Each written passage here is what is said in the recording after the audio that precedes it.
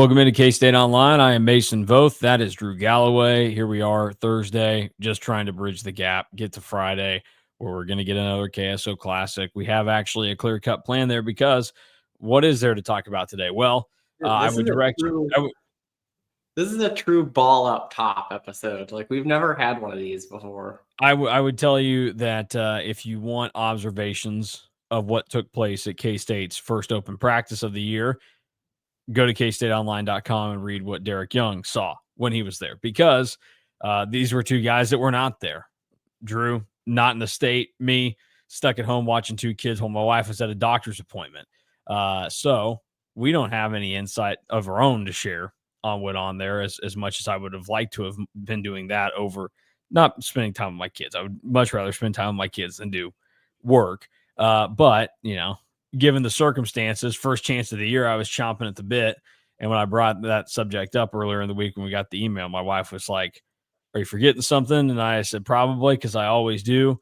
And she had a doctor's appointment. So that was a no-go. Can't do that. She's also still on maternity leave for like another week. So abandoning them, not the play right now. So we didn't get our own eyeballs on that, but DY did. And he's got some things in there where he just discusses about, some of the things that they saw in the 15 to 20 minutes that you're able to view with the open sessions to the media.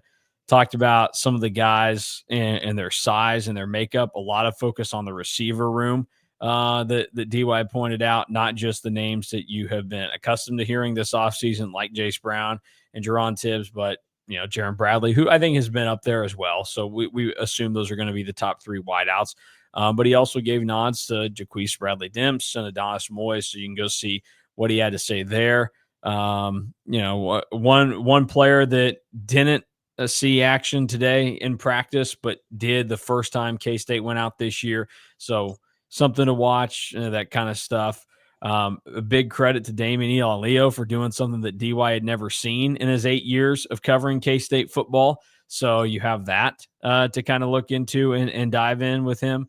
And then some other guys that are bouncing back from injury this year. So definitely go over to KSO. Check that out right now if you have not yet.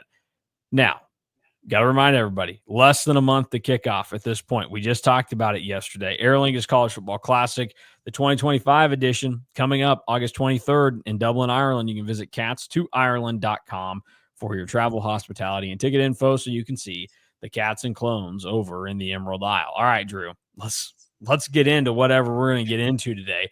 I'm just going to throw a couple things out at you, and we'll go from here. So, in terms of now being inside a month to kickoff for K-State and Iowa State, obviously the first matchup, we went into detail about that yesterday.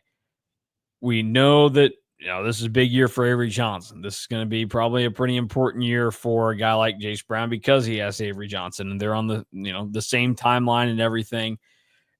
Is there anybody else that you are thinking K-State is going to have to ride pretty good this year to get to that Big 12 championship level that would be more under the radar, but maybe there are expectations you have for yourself of this person, or you think that they need to just step up and, maybe that'd be a surprise to you, but who needs to kind of be in that tier one pool of players this year for K-State, in addition to guys like Avery Johnson and Jace Brown and Austin Romaine, that we pretty much already know are in that grouping for K-State?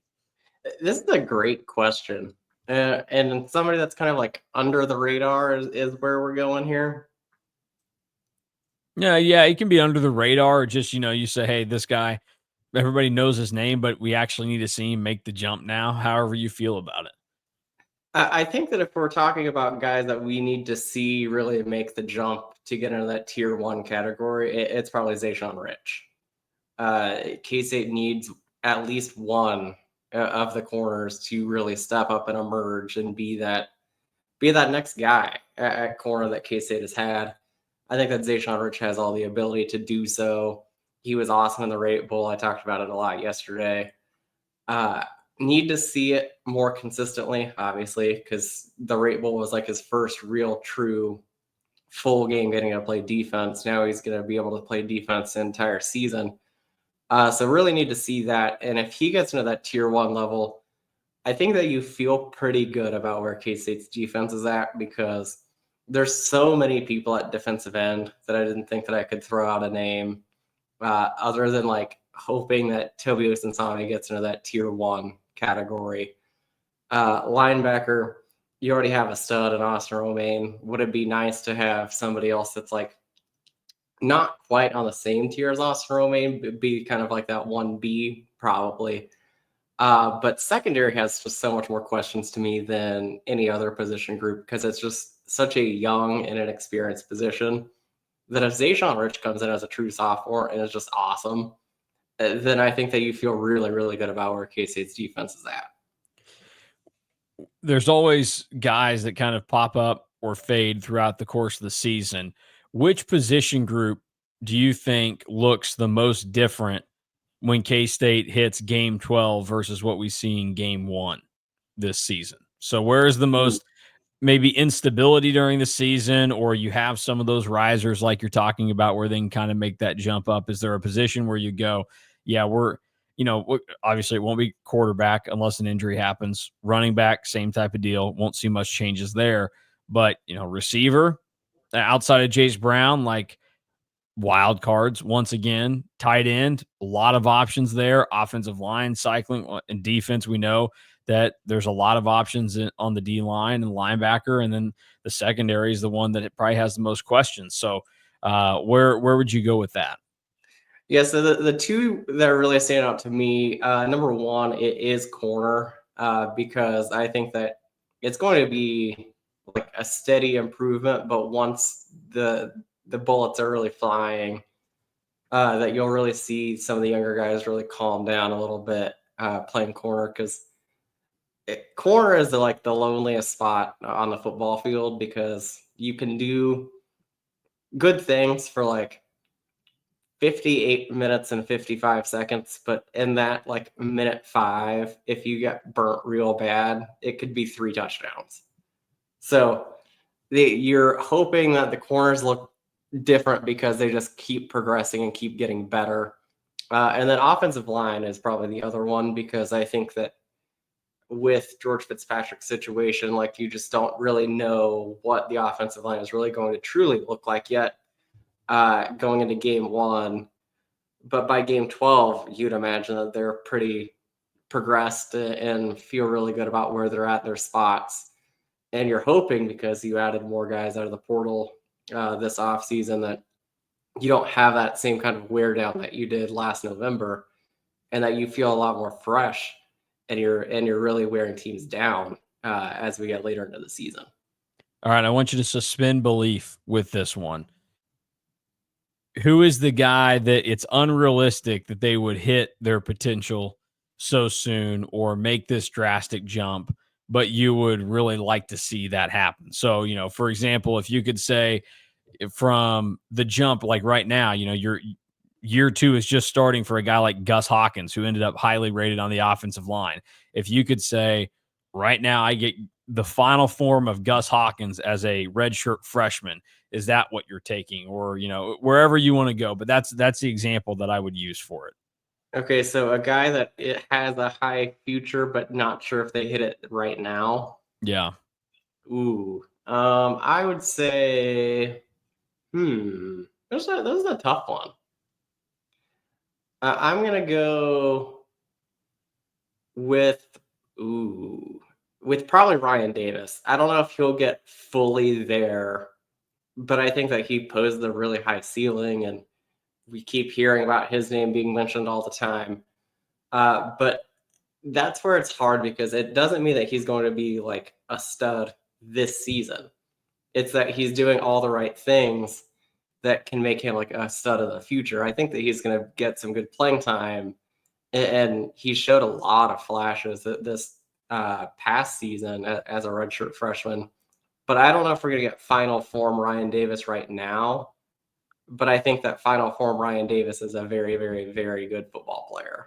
Well, see, that would be the one where based on the way he's been talked up and said to be, like, I'm expecting to get close to final form Ryan Davis this year. Maybe not, maybe there's another level or something that he can get to, but I mean, the way he got talked about, it's got me thinking that he should be the best defensive end on this team and an all Big 12 type of candidate, the way that they talked about him.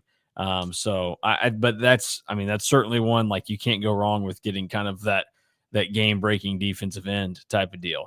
So yeah, is there anybody then that, just from a personal standpoint, like, you've got a John Kurtz, my guy, that you say, even if his ceiling doesn't ever project to be this, I would like to see him get to a rotational level, or somebody that, is out there on a daily basis, because you see a couple traits or there's something there. That's probably where I'd go with Gus Hawkins. Like, I would like to see him get on the field, not like throw him into the fire game one. Like, it's a tight game. K-State really needs like an offensive lineman to come in, and he comes in and is like ready to go. But I want him to get his feet wet a little bit, because I think that he has the highest ceiling, the highest NFL ceiling of any K-State offensive lineman in recent memory, because he puts it all together with how athletic he is. Offensive tackle is such a premium position in the NFL. Like, there's a legit chance that he could be like a first or second round NFL draft pick. Yeah. All right. We'll close up shop on the hypotheticals and some of the fun questions. We'll play a little game to end this out, that also making up on the fly as I think about it. As you know, and most of you watching this are probably aware and probably mad at me, we've been doing our Mount Rushmores over at KSO, going position by position. So if you're wondering, you can go see who we have deemed, mainly me. I have final say on the list. Drew has contributed to a lot of them, not all of them. I take full responsibility for what I put out at kicker. I stand by it. I will fight you about it. Quarterback, defensive end, running back, D tackle, wide receiver, linebacker, tight end, corner, and of course kicker are the positions that we have done so far. And with going through K-State football and trying to make sure that I don't miss anybody, and a lot of you think that I have missed people, I do it by going through the media guide and looking at all Americans, all conference, record holders, all of this different stuff. And so, Drew, I've been going through leaderboards in the back of the media guide nonstop for the last couple of weeks. And so I'm going to find random categories, and I'm going to ask you to name, if it's a top five, I want you to give me who's in that top five. You get a point for every correct answer, and you get nothing if you get one wrong. You only get the amount of guesses that are available there for a certain category, and we'll just kind of keep this as a running game until the season comes upon us. We'll just find a couple of categories every year. I'll let you choose if you want offense, defense, or special teams today. We're gonna start with offense, because you know how we roll on offense. So that's what we like a lot more. A lot easier to understand offense. Okay. All right. Let's see here if I can find a good one. Okay. Let's do let's do the career 100-yard receiving games leaderboard. There are 10 names on this list. The range, the top end is 17 100-yard games. And at the bottom, there are a pair of guys with 6 100-yard games in their career. You don't have to name them in order. I'm just looking to get the name, or get the correct answers there. So let me put a couple of tick marks down on my piece of paper so I can make sure that I track along with your guesses and your correct answers. All right, let's fire it up. Name the 10 guys towards the top of K-State's 100-yard receiving games. All right, Tyler Lockett. Yeah, that's pretty easy one. It's probably number one, I would guess. Yeah, he is number one with 17. Then I would go Jordy Nelson. He is number 2 with 10. And then I'm gonna go Kevin Lockett. Yeah, he is number 4 with 9. And then, which means that there's somebody tied with Jordy Nelson for second at 10. Oh, yeah, there. I didn't even put 2 and 2 together on the math. I'm gonna go, because of the yardage that I know that he had. I'm gonna say, actually, maybe not. Well, we'll come back to that guy later on. Is Darnell McDonald on this list? Darnell McDonald is on this list. He is 6th with 8. See, and he'd have even more if bowl games counted. See, we pay True. attention, folks. True, he'd be tied for 4th. We're gonna go Michael Smith next. Michael Smith is tied for 4th with Kevin Lockett at 9. Okay, so we have 5 so far, and we Yep. have 5 guesses left. Yep, you're halfway home. Quincy Morgan. Quincy Morgan tied with Jordy Nelson for 2nd at 10. Did it in just 2 seasons. That's what scared me about him, because he was the one that I was thinking of. I knew the yardage was good, but I didn't know if he'd played. There are, to maybe help you a little bit and give some context here, you've already named 2 guys that did it in just 2 seasons, Darnell McDonald and Quincy Morgan. There are 2 more guys on this list that only did it in 2 seasons to crack this top 10. Oh, okay. Now I got to think of who all I've said. And the guys on this list, the total amount of coaches played for to make this list, 4 different head coaches coach the players on this list. Oh boy. Is Aaron Lockett on this list? Aaron Lockett is on this list. He is tied for 7th with 7. Okay, so we have 7 now, or do we have 6? You have 7 now, so you have 3 left. Also, I was wrong. There are actually only 3 coaches that these guys played for. Okay, that makes more sense when I'm thinking about people. That makes a lot more sense. 100-yard games. Is Brandon Banks another one of the Brandon Banks guys? tied for 9th with 6 of them. The coaches helped, because I was like, there's got to be somebody in the Prince era that I haven't said yet. Mm-hmm. So. Well, and you already had another Prince guy in Jordy Nelson on the list. Yeah. Okay, so we have 2 left. And do I get to know how many these guys had? One of them tied for 7th with 7 100-yard games, and another tied for 9th with 6 100-yard games. Okay. I should have been a better game show host here. I should have put some music behind you here. Oh, here we go.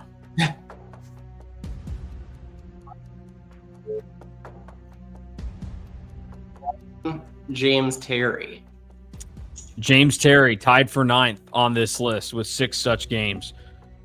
He is the final 2-year player to do it. I feel like I'm on Who Wants to Be a Millionaire now, and I got the down to 1, and I am struggling to think of who this one could be. Do you want to phone a friend? I'll let you phone a friend if you want to. No, I think we're gonna figure this out here. So this one is tied for 7th with 7. Yep. I don't love it, but I know that he had a lot of yards, and he had to figure it out in some way.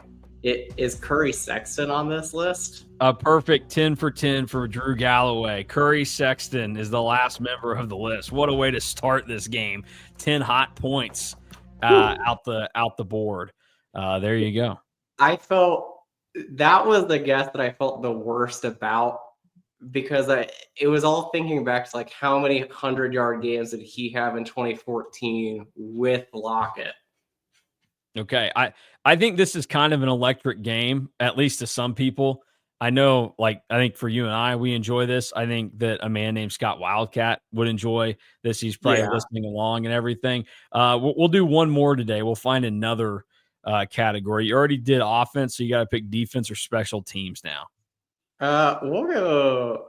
Let's get crazy and go special teams. Okay. Do you have a certain special teams discipline that you're looking into that you would like? No, just give me a special teams category, and we'll see what happens here. Okay. Well, kicker has been a hot topic recently. Let's go through and pick a good kicking topic to discuss. You know what? Actually, Let's do some punting records here. Why not? Let's go. And I'm going to make sure that this isn't too tough because of the category that I was about to give you. I was like, that might be a little. Can you give me? No, I was going to have you do the top 10 punting yardage seasons. You would have had a tough time because most of these happened before Bill Snyder coached a game That at that would K-State. that tracks actually. Actually, only you may be able to. I'll give you a bonus point for this one. Only one season for best punting yardage has happened since Bill Snyder took over as head coach at K-State. It happens to be the best punting yardage season of all time. Do you want to guess who has it? Is it Sean Snyder? It's Sean Snyder. Yes. He Okay. punted for over 3,500 yards on 80 attempts in the 1992 season. That's a lot of Sean Snyder. That's a lot of punts.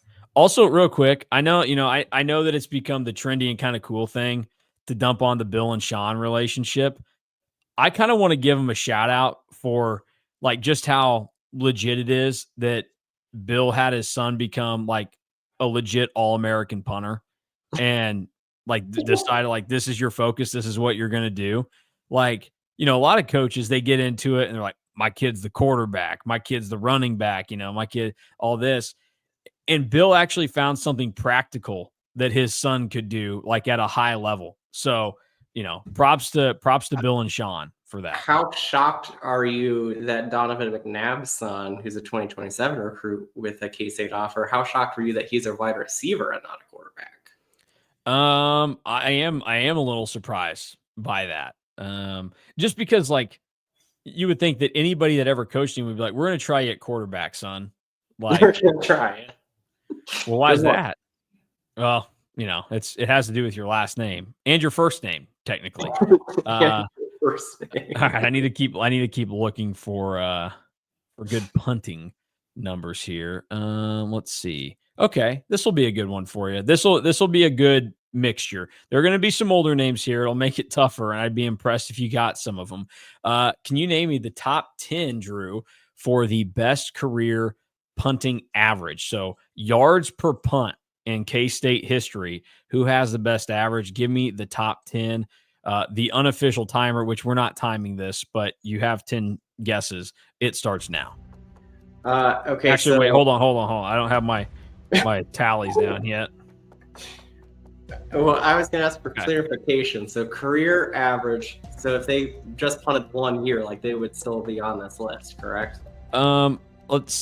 There was a minimum of 75 attempts, but yes, in theory, you probably could have done that in one season. I mean, Lord knows Sean did in 1992, 80 punts. That had to be fun to watch. Well, first, I have to go Sean Snyder because that's the easy one. Let's see here. Sean Snyder, number 4, 42.96 yards per punt in his career. That's crazy for back then to average that many yards per punt. Is Ty Zentner on this list? Ty Zentner is number 2, 43.37. Get him more NFL run, whoever's team he's on. Yeah. I'm gonna go. I just had a name come to me that just feels so wrong. Is Nick Walsh on this list? Nick Walsh is number 5, 42.34. Okay, that makes me feel good because that didn't feel great. I'm also gonna go kind of like similar era. Ryan Dorr. Ryan Dorr is on this list, number 9 at 41.3. I'm also gonna go Devin Anktel. Devin Anktel's number 1, 44.8. NFL job. Okay, so we're at 6. Devin Anktel, fewest attempts to make this leaderboard, only 83 punts in his career. So we have 6 right now? You have 5. 5? Oh boy. Yep. No. Let's see, there's still one name on here that I think you should probably get. And then the others are going to be iffy, I would say. Okay. Let's think of some punters now. Like, when you say that I should get one, is it like the era is why I should get it? Yep. We saw a game that he performed in on KSO Classic already. Oh. That actually doesn't help a ton. I might be out. Actually, two of these guys have been on KSO Classic episodes so far. Well, if it makes them feel any better, every time I've seen a punt go in the air, that's when I've usually skipped. I hit L and I jumped forward 15 seconds. Yeah, I think I'm out now. Oh, you can't be out. You got to use up your guesses here. You got to know some other punters. Yeah, the ones that I'm thinking though are definitely incorrect. Well, throw some out here. Let's just see if you can get any more on here.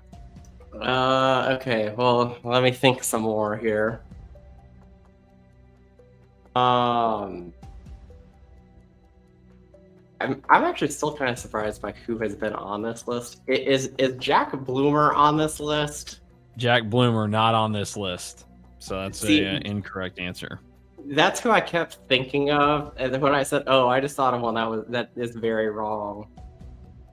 Yeah, let's see. In terms of yeah, most of these guys they're the same ones that like had the best seasons ever.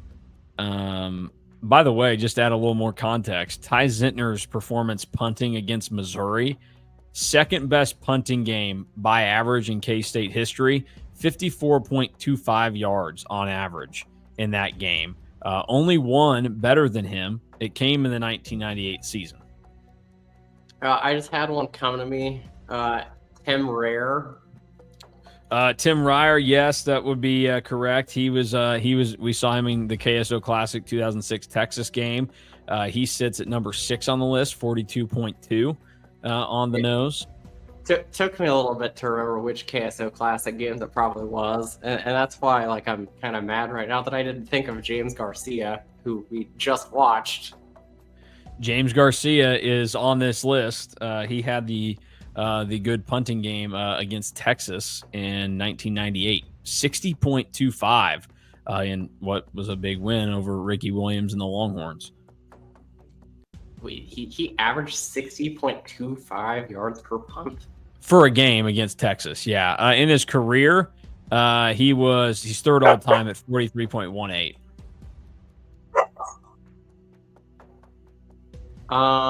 You got two guesses left. I don't know. I don't know that you're going to have many out there. Yeah, we're out now. Okay, and you sound like you're in the doghouse too. Let's go and take a look here. I need some better music for when we were over. The time's up. Yeah, names that you missed or didn't throw out a guess. Would not have expected you to get two of these guys. Doug Dusenberry is 7th. He played from 1962 to 1964, 42.16. Bob Cobble was 1966 to 68. Could be Coble. I don't know. He was 41.96. Sound like a real name. And then the other one that I thought maybe you'd have a chance because he was in KSO Classic, Jared Bright from 2000 to 2003. He is 10th at 41.22. So there you go. So you came away with 7 points there. So 18 points on day one of this fake competition that we've made up in this game that we are going to play quite a bit now until the season starts. That's for sure. Yeah, good day one, I think. Punter was tough. Had to really go back in the time machine. Yeah. The thing.